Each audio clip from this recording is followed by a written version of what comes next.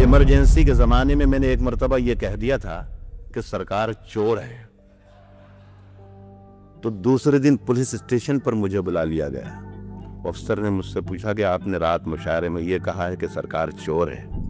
मैंने कहा जी हाँ, ये तो कहा है कि सरकार चोर है, लेकिन ये नहीं कहा कि हिंदुस्तान की सरकार चोर है, कि पाकिस्तान की सरकार चोर है, या अमेरिका की सरकार चोर है, या बरतानिया की सरकार चोर है। तो वह अफसर ने मुझे देख के अफसर मुस्कुराया और कहा कि अच्छा, आप हमें बेवकूफ भी समझते हैं क्या? हमें मालूम नहीं कि सरकार कहां की चोर है? ब्रेकिंग न्यूज, नाम बदलने वालों ने अपना ही नाम बदल लिया है। अब आरएसएस खुद को पीएसएस कहने लगा है। तो पिछले हफ्ते मैंने एक टी शर्ट पहनी थी, उस पर एक इमेज थी और उस पर कुछ लिखा हुआ था। अब वो कुछ भी हो सकता है, PS5, पीएसएस और जस्ट पिस। और इस टी शर्ट ने काफी लोगों को पिस ऑफ कर दिया।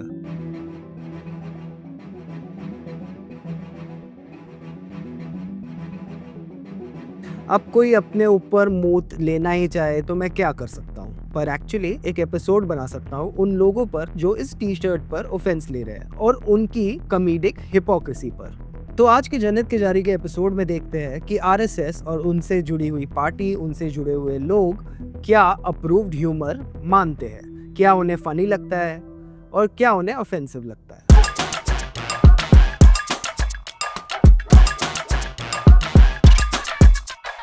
पहला सवाल तो मेरा ये है कि इन्हें ये PR क्यों दिखता है? क्योंकि इन्हें इसमें भी PR दिखता है।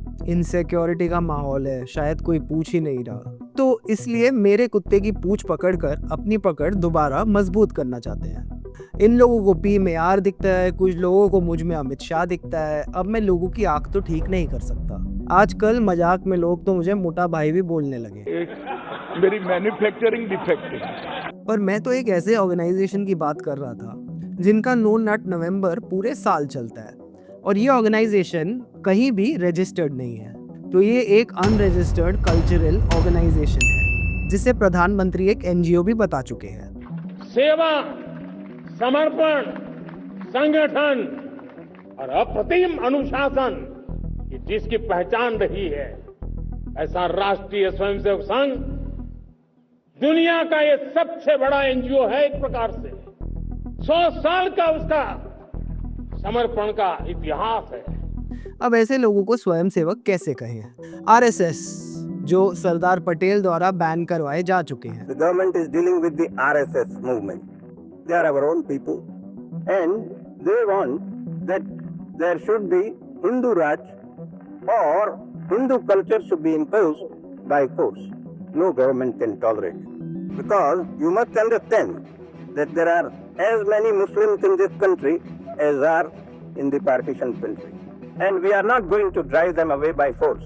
It would be an evil day if we started that game in spite of partition. And whatever that, we must change our mental outlook. And we must understand that they are going to stay here and that it is our obligation, that is our responsibility, it is our duty to make them feel that this is their home, it is their country, it is their responsibility, their obligation to discharge their duties according as citizens of this country. We must both understand that partition is a thing of the past. Gandhi हत्या के आरोप भी पा चुके हैं। मोहनदास गांधी के आते मजदूर, किसान, हिंदू, मुस्लिम एक साथ जुड़े। महात्मा फुले और डॉक्टर अंबेडकर जैसे सुधारकों की प्रेरणा से जातिवाद पर सवाल उठने लगे। बंटवारे के खून खराबे के बावजूद 1947 में भारत और पाकिस्तान दोनों धर्मनिरपेक्ष राष्ट्र बने। स्वतंत्र भारत में धर्मनिरपेक्षता को तोड़ने का प्रयास 1948 में गांधी जी की हत्या के साथ शुरू हुआ। कातिलों ने अपने कार्य को असुरवध का नाम दिया। यह कार्य आज भी जारी है। और देश भर में हर तरह की नफरत फैलाने में तो इन गधों ने PhD की हुई है। देश की आज़ादी के 50 साल बाद तक तिरंगे को ना अपनाने वाले आज हर किसी की छाती में नेशनलिज्म का झंडा गाड़ देना चाहते हैं। हमें संस्कृति का पाठ पढ़ाते हैं और खुद कैसी अश्लीलता फैलाते हैं, आइए देखते हैं। आज पद की गरिमा की बड़ी बात होती है। प्रधानमंत्री के बारे में आप कुछ भी कहे तो आपको हर कोने से बताया जाएगा कैसे आप देश के खिलाफ कुछ कर रहे हैं, जैसे ये हमारे प्रधानमंत्री पूरा देश ही हो गए। हालांकि प्रधानमंत्री खुद विदेशों में जाकर देश की बुराई काफी बार कर चुके हैं, तो अगर वो बाकी प्रधानमंत्रियों को नकारा और बेकार कह सकते हैं तो हम उन पर ऐसा नहीं कह सकते क्या? और जब उनके क्रिटिसिज्म से फॉर्मर प्राइम मिनिस्टर्स के पद की गरिमा कम नहीं होती तो हम पर इतनी मर्यादाएं क्यों? अब किसी भी पद की गरिमा को मेंटेन करना सबसे पहले उस पद पर बैठे व्यक्ति की रिस्पॉन्सिबिलिटी है, पर हमारे देश के प्रधानमंत्री तो पार्लियामेंट तक में झूठ बोल देते हैं, रैलियों में नफरत फैलाते हैं। ऐसे कैसे बनेगी पद की गरिमा? गरिमा, मर्यादा, लज्जा और शर्मा सब खा गए तानाशाह तानाशाह। मोदी जी ने ना ही अपने से पहले प्रधानमंत्री की कोई पद की गरिमा रखी है, ना इस देश के सबसे पहले प्रधानमंत्री के पद की। तो हमें बताने से पहले ये पद का पाठ खुद पढ़ ले और अपने चड्डी बडीज को भी पढ़ा दे, जिन्होंने हमेशा जवाहरलाल नेहरू पर उल्टे सीधे आरोप और अश्लील भद्दी बातें की है। और एक बात जवाहरलाल नेहरू के लिए मैं कहना चाहता हूँ कि अगर ऊँट बैठा भी हो ना तो भी वो छलांग मारते हुए सर्कस के कुत्ते से बड़ा ही लगेगा। इन नामों में से एक नाम है इस देश के सबसे बड़े झूठ और नफरत के मैन्युफैक्चरर बीजेपी आईटी सेल, जो एक जहर की फैक्ट्री है, उसके हेड अमित मालविया। क्या औरतों से नफरत करने वाले मन्नू के मुन्नों को हर उस इंसान से दिक्कत होगी जो महिलाओं के साथ अदब और तमीज से पेश आता हो। और इन चड्डीधारियों में इंसानियत की तो इंतहा भी है। कोई कैसे इतना डिसेंट हो सकता है जिस पर लड़कियां भरोसा कर लेती हो, अपने करीब आने देती हो? तो ये कैंपेन शुरू होता है नेहरू को वुमेनाइजर साबित करने का।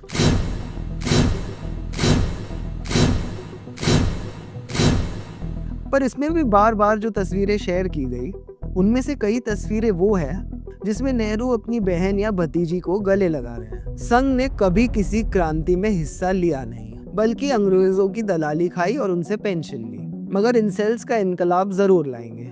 कोई भी रैंडम पिक्चर कहीं से भी उठा लो और किसी भी क्लेम के साथ पेल दो। हमारे स्कूल में जो फ्रस्ट्रेटेड पीटी सर होते थे ना, जो किसी भी लड़का लड़की को साथ देख ले तो अपनी घटिया सोच उन पर ठोप देते थे, इन इंसेल्स का भी यही हाल है। क्या जिन महिलाओं की तस्वीरें इतने लूज कैप्शंस और कमेंट्स के साथ शेयर करते हैं उनकी अपनी कोई पहचान और इज्जत नहीं होती? ये एक जरूरी सवाल है जो इतने सालों में किसी ने नहीं पूछा। नेहरू का कैरेक्टर असैसिनेट करने की कोशिशों में ये इन महिलाओं को कितना डिह्यूमनाइज कर रहे हैं और कैसे उनकी डिग्निटी और मॉडेस्टी को अटैक कर रहे हैं। वैसे तो बीजेपी आईटी सेल चीफ हर बार और गिर जाते हैं, और जब इन्हें अपनी सड़क छाप सोच और जबान को गटर में उतारना होता है तो ये ऑप इंडिया जैसी फेक न्यूज़ फैक्ट्रीज का यूज़ करते हैं। आप इस आर्टिकल के टाइटल को ही देख लीजिए।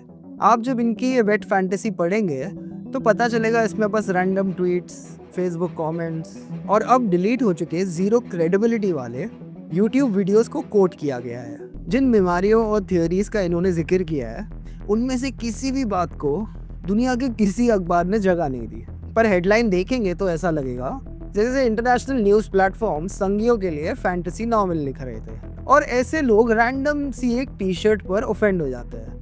और हमें आपको संस्कार और आरएसएस एक एनजीओ है, प्लीज़ थोड़ा संभल के बोलिए, आप रिस्पॉन्सिबिलिटी रखिए, आप प्लीज़ गरिमा रखिए।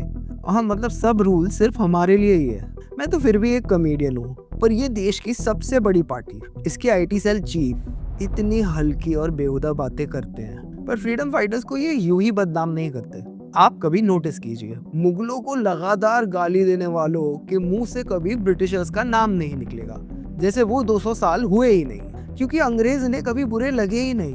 उनसे इन्होंने पेंशन भी ली, लॉयल रहने की कस्में भी दी और इनके खिलाफ लड़ने की कोशिश तक नहीं की।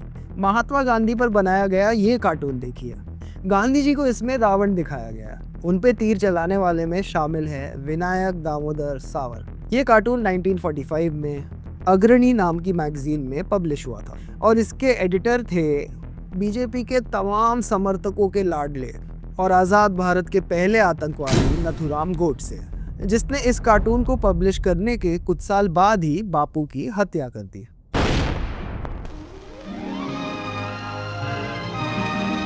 Mahatma Gandhi is dead. When vast throngs crowded Delhi's Birla House, urging him to break his last fast, a few imagined an assassin would strike near this spot 11 days later. उस हत्याकांड में सावरकर भी एक आरोपी थे। हम 2025 में आ चुके हैं। पर आप क्या ये कह सकते हैं कि 1945 में ज़्यादा फ्रीडम था? ये लोग कहते हैं कि आरएसएस तो एनजीओ है, समाज सेवा करती है। उसे गलत कहना चाहिए क्या? पर उससे जुड़े लोग हमारे राष्ट्रपिता, सबसे बड़े समाज सेवी को ऐसे कैसे इंसल्ट कर सकते हैं? नाथुराम गॉडसे अमर रहे, महात्मा नाथुराम गॉडसे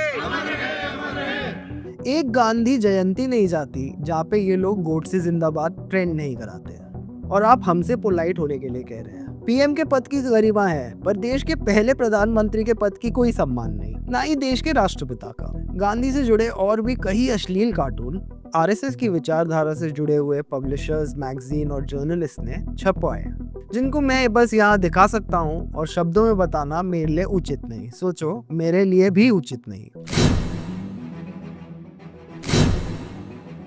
आज भी इनके कितने ऐसे साथी हैं अलग अलग लेवल पर महासभाएं कराते, जिनमें हर तरह की भाषा का इस्तेमाल होता है। फॉर एग्जाम्पल, एक यति नरसिंहानंद है जिसने स्मृति ईरानी के बारे में एक वाहियात कमेंट किया। उसे चढ़ाने वाले दंगाई नेता भी उसके अरेस्ट की मांग करने लगे। जब ये बोल रहा था मुसलमानों के खिलाफ, तब तो इसके बड़े फैन बॉय हुए घूम रहे थे, पर जब इसकी एक्चुअल मनुवादी घटिया सोच सामने आई तो बीजेपी के नेता ही इसका अरेस्ट मांगने लगे। पर क्या उसको किसी ने अरेस्ट किया? नहीं।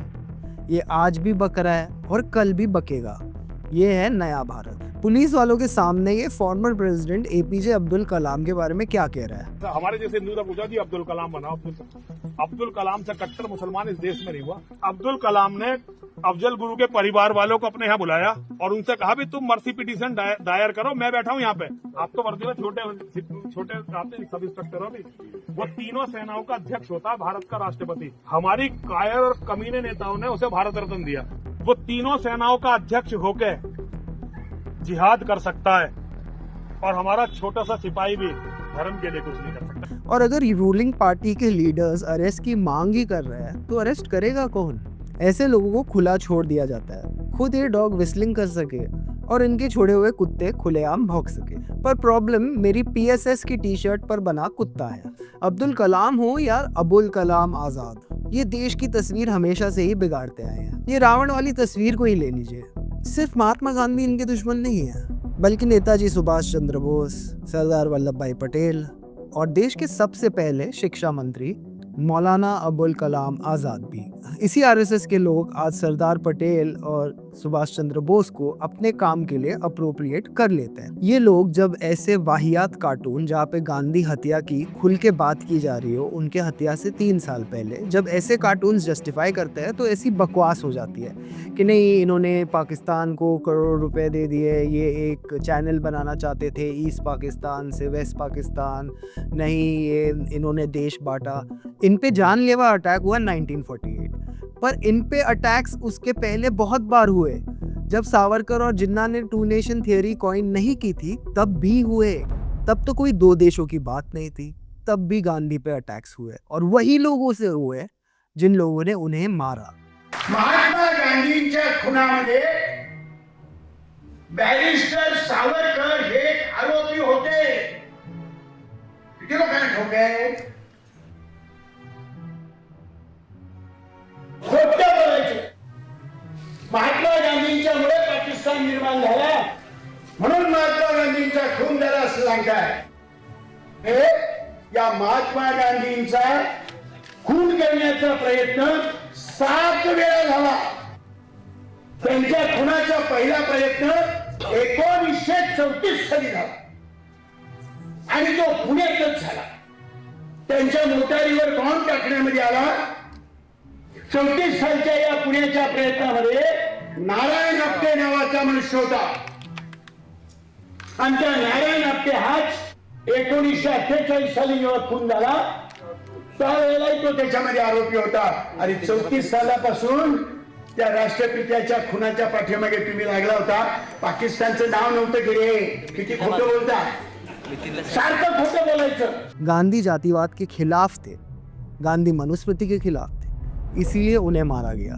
ये 2 नेशन का बकवास ये परोसा जाता है उन गधों को जिन्होंने कभी किताब उठा के हिस्ट्री पढ़ी नहीं। और ऐसे कार्टून एक ऐसे वक्त में पब्लिश किए गए जब हम ब्रिटिशर्स से अपनी आज़ादी के लिए लड़ रहे थे। और आज मैं और आप अगर कोई भी ट्वीट क्रिटिकली कर रहे हैं तो अपेरेंटली देश की नेशनल इंटरेस्ट को हम कमजोर कर रहे हैं। पता नहीं ये कौन सी इनविजिबल जंग है जो खत्म ही नहीं होती। ब्रो अगर पाकिस्तान नहीं होता तो पेट्रियोटिक होता क्या? मैं कभी सोचा नहीं रे इसके बारे में। पर देश की लड़ाई कभी इनकी रही ही नहीं। तभी तो कहते हैं बहादुर जंग में चले गए, बुज़दिल सब संग में चले गए। तभी इन्हें 2002 तक देश का तिरंगा झंडा भी नहीं भाया, और बल्कि इन्होंने ना देश की आज़ादी स्वीकार की और न ही आज़ाद भारत का संविधान। इन्हें तो मनुस्मृति चाहिए थी। इनके गुरु गोलवलकर अडोल्फ हिटलर से भी काफी इम्प्रेस थे। जाहिर है ऐसे लोगों को गांधी तो नहीं पसंद आएंगे। आज भी ये भारत को भीतर और बाहर हर जगह से कमजोर कर रहे हैं। ऑपोजिशन लीडर सोनिया गांधी पर इनके सपोर्टर्स ने मॉफ्ड इमेज से लगातार भद्दे हमले की। बात करें इस तस्वीर की तो इसकी असली फोटो ये है, और ये जो दूसरे शख्स है मालदीव के पूर्व प्रेसिडेंट अब्दुल गयूम है। ऐसी तस्वीरें शेयर करने से भारत के डिप्लोमेटिक रिलेशंस भी खतरे में आ सकते हैं। पर भक्त तो भस्मासुर है जिन्हें इम्यूनिटी का वरदान प्राप्त है। आपने देखा होगा कैसे इंडो पाक एस्केलेशंस के दौरान मेजर गौरव आर्या ने भी ईरान के ऑफिशियल के बारे में भद्दी बात कह दी। उसका खामियाजा हमने डिप्लोमेटिकली भुगता। और ये सारे पेजेस कहीं ना कहीं बीजेपी और आरएसएस से जुड़े होते हैं। इसी पार्टी की जो एक स्पोक्स पर्सन जो अब सस्पेंडेड है, नुपुर शर्मा, उसने टीवी पे कही हुई वायलेंट और भद्दी बात, उसकी वजह से हमारे राजदूतों को जाकर माफी मांगनी पड़ी। उस वक्त हमारे डिप्लोमेटिक रिलेशनशिप मिडिल ईस्ट के साथ खराब हुए। खैर, ऐसी गलती हो तो माफी मांगनी चाहिए। माफी वैसे भी इनका पुराना ट्रेडिशन है। कई मौकों पर यह पाया गया कि ऐसे जो इंटरनेट के पेजेस हैं, इनको प्रधानमंत्री पर्सनली भी फॉलो करते हैं। दैनिक भास्कर ने 2017 में ऐसे 36 अब्यूजिव अकाउंट्स रिपोर्ट किए थे। सोनिया गांधी की तस्वीरें आमतौर पर हॉलीवुड फिल्म से उठाकर मॉर्फ कर दी जाती है और अश्लील बातें लिख दी जाती है। होम मिनिस्टर अमित शाह खुद अपने कार्यकर्ताओं को बताते पाए गए, बड़े शोक में मैसेज डाल दिया। आज अखिलेश यादव ने नेताजी को मतलब मुलायम सिंह को जाना, अब मारा नहीं। नेताजी और अखिलेश जी 600 किलोमीटर दूर थे, मगर उसने डाल दिया और सोशल मीडिया की प्रदेश की टीम ने संजय बगैर उसको नीचे भी डाल दिया।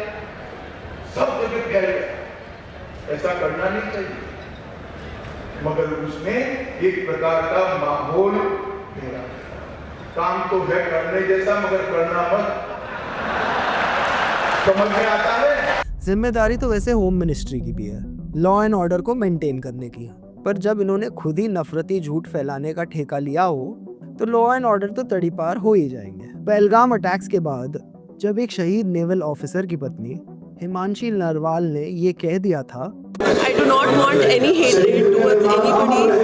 This is what is happening. People going against Muslims or Kashmiris, we don't want this. We want peace and only peace. Of course we want justice. Of course the people that have done wrong with him should be punished. तो in right wing के trolls ने उन्हें भी गालियां देना शुरू कर दिया। फॉरेन सेक्रेटरी विक्रम मिस्री, जब उन्होंने सीज फायर अनाउंस किया तो उनकी बेटी तक के बारे में घटिया से घटिया बातें एक्स पर लिखी गई। और ये सारे भाजपा और आरएसएस की विचारधारा से जुड़े हुए नजर आते हैं। इनसे न ही फॉरेन सेक्रेटरी की बेटी बच पाई, ना ही किसी शहीद की बेवा। तो बताइए कि मेरे जोक्स और टी शर्ट या किसी बातों से कितना ऑफेंस पहुंचा है और किसको ऑफेंस पहुंचा है। पाकिस्तान से हमें क्या अलग करता है? बहुत सारी चीजें, पर ये जरूर अलग करता है कि हम एक सेक्युलर डेमोक्रेटिक यूनियन है। माफी वीर सावरकर के वंशज को ये समझाना बहुत मुश्किल है और वो किसी को भी नहीं छोड़ते। एक्चुअल माफिया भी इस माफी माफिया से बेटर है। माफिया में भी कोई रूल्स होते हैं कि women and children should not be touched. यहाँ पे ये रूल भी फॉलो नहीं होगा। जब प्रियंका गांधी पॉलिटिकल लाइफ में नहीं थी तब भी उनके बारे में उल्टी सीधी तस्वीरें, अभद्र भाषा वाले कमेंट्स सब किए गए। फॉर एग्जांपल ये तस्वीर देखिए, यहाँ पे पेंडेंट को फोटोशॉप करके क्रॉस में कन्वर्ट कर दिया गया है। ये लोग कोई भी लेंथ तक जाएंगे आपको बताने के लिए कि जो भी ऑपोजिशन है ये देश का, उसका हिंदुइज्म, हिंदू कल्चर में कोई क्लेम नहीं है। और ये लोग ये चीज़ें इसलिए फैलाते हैं जैसे सेक्युलरिज्म या सेक्युलर थॉट रखना एक गाली बन जाए। और ये परेशानी इनकी आज से नहीं है, ये परेशानी इनकी वो दिन से है जो 100 साल पहले आरएसएस शुरू हुआ था ना, तब से इनकी परेशानी सेम है। इनके पूर्वज माफीवीर के बारे में कपिल सिब्बल ने पार्लियामेंट में बाबा साहेब को कोट करते हुए कहा, बड़ी ताज्जुब की बात है, विरोधाभासी विचारधारा होने के बावजूद सावरकर और जिन्ना टू नेशन थियरी के बारे में एक जैसी सोच रखते थे। आज भी लगातार स्पीच हो या ट्वीट, भारतीय जनता पार्टी के बड़े से बड़े नेता देश को बांटने वाली हेटफुल माइंडसेट का प्रचार करते हैं। आसाम के मिनिस्टर अशोक सिंघल ने हाल ही में बिहार इलेक्शन के बाद ये तस्वीर डाली। इसमें वो गोभी की खेती दिखा रहे हैं। ये एक डायरेक्ट रेफरेंस है to the 1989 Muslim massacre in Bhagalpur.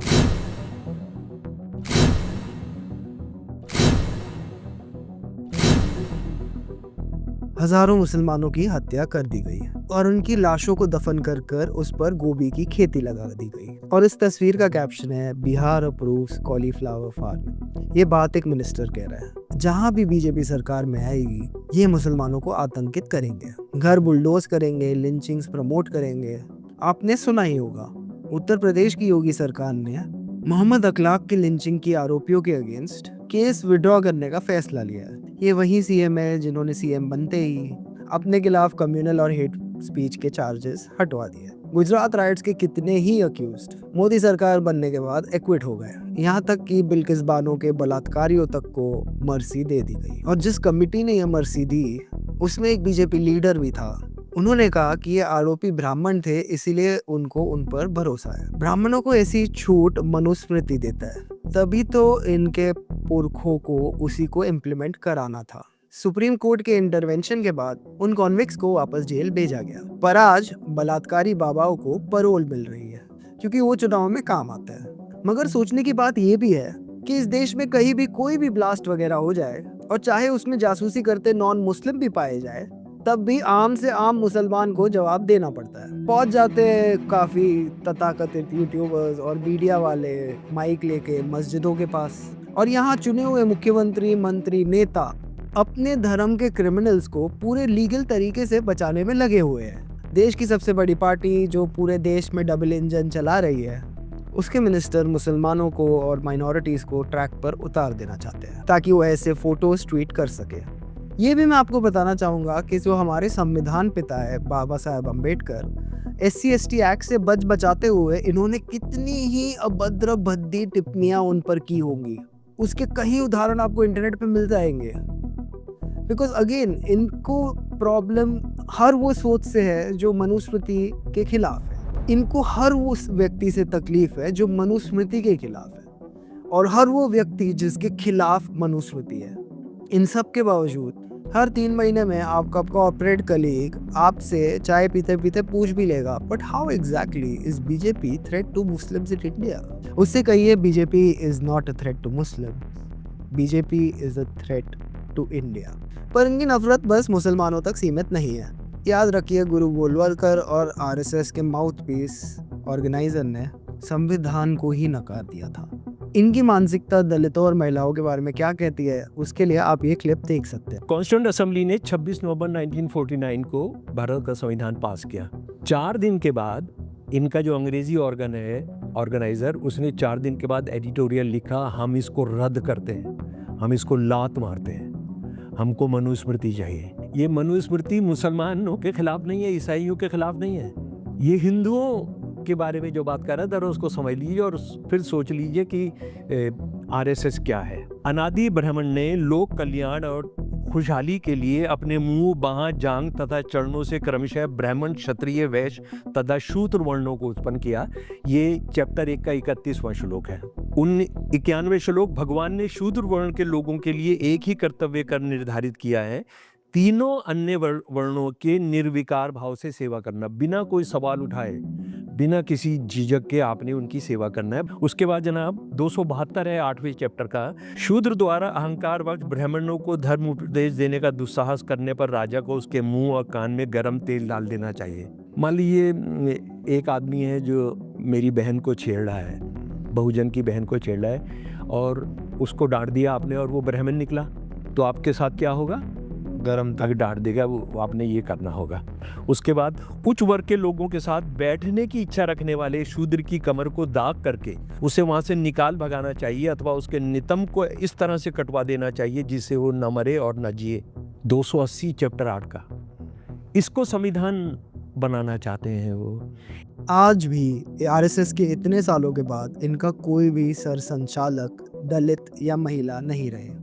RSS के पास एक मुस्लिम विंग भी है, सोचकर ही हंसी आती है, आरएसएस का एक महिला विंग भी है। इस विंग से तो केएफसी के चिकन विंग्स याद आते हैं, जैसे मुर्गियों ने ही केएफसी को बचाने की मांग करती हो। आसाराम का स्वागत करने के लिए भी महिलाएं ही मार्च कर रही है। देश रिवर्स गियर में फुल स्पीड से भाग रहा है और ब्रेक मारता भी है, जो बची कुची कॉमेडी और थोड़ा बहुत क्रिटिसिज्म है उसको कुचलने के लिए। एक्चुअली तो मैं ये टी शर्ट में PS5 को क्रिटिसाइज कर रहा था, क्योंकि मुझे Xbox ज़्यादा पसंद है, पर ये टी शर्ट को लोगों ने RSS मानकर इस पर FIR करने की कोशिश की। FIR हो नहीं पाई क्योंकि टी शर्ट पर RSS नहीं लिखा है, पर इस वीडियो में RSS की बात हुई है। अगर आपको इस वीडियो में की गई कोई भी बात आपत्तिजनक लगे या झूठ लगे तो प्लीज़ कॉन्स्टिट्यूशन का इस्तेमाल कीजिए।